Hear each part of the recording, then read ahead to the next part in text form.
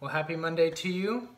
We are going to talk today about Ephesians 4 and verses 31 and following. Paul says, get rid of all bitterness, rage, and anger, brawling and slander, along with every form of malice. Be kind and compassionate towards one another, forgiving each other, just as God in Christ forgave you. It's Ephesians 4, 31 and 32. And the reason I wanted to talk about this today is because studies are showing that the more we're staying at home, that there are more instances of domestic abuse, and it's just harder on families to spend this much time at their homes, in their homes together. So I want to encourage you that even as a believer, you are not impervious to that difficulty, and I'm sure you may be feeling the strain in your own relationships at home with maybe your spouse or your children.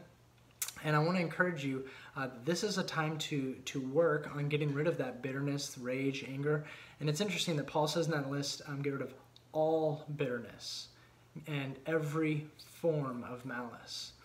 And so we want to work on that while we're here. And I would just encourage you to take advantage of this time and ask God to sanctify you by helping you become more patient and understanding with those that you live with. If you need help with this, I would really encourage an organization called Relational Wisdom 360. And they normally have a class that's $50. It's an online training for how to resolve and deal with conflict biblically and in a healthy way. But during this pandemic, they're actually offering that training for free.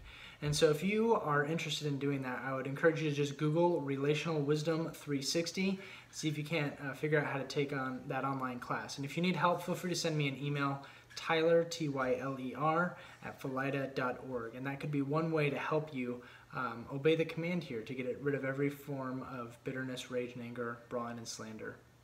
And so let that be your encouragement for the day, and we'll see you tomorrow.